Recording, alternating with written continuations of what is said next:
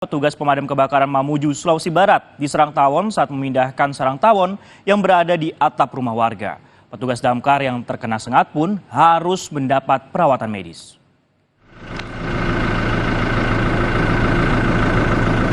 Dengan mengenakan alat pelindung diri, tim Animal Rescue Pemadam Kebakaran Mamuju memindahkan sarang tawon yang berada di atap rumah warga di Kabupaten Mamuju, Sulawesi Barat. Saat hendak dipindahkan, ratusan tawon keluar dari sarangnya dan menyerang petugas damkar.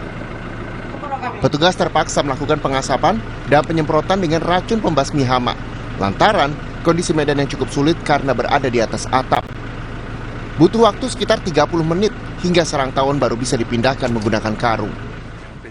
Petugas damkar yang disengat mengalami bengkak dan harus mendapat perawatan medis.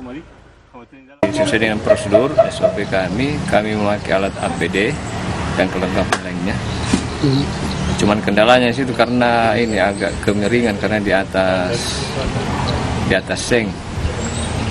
Jadi tadi ini sempat disengat ya? Sempat tersengat ya saya sendiri. Sarang tawon yang sempat meresahkan warga berhasil dipindahkan dan selanjutnya sarang tawon akan dimusnahkan dengan cara dikubur oleh petugas. Edwin Arwan Pitu, Kompas TV, Mamuju, Sulawesi Barat.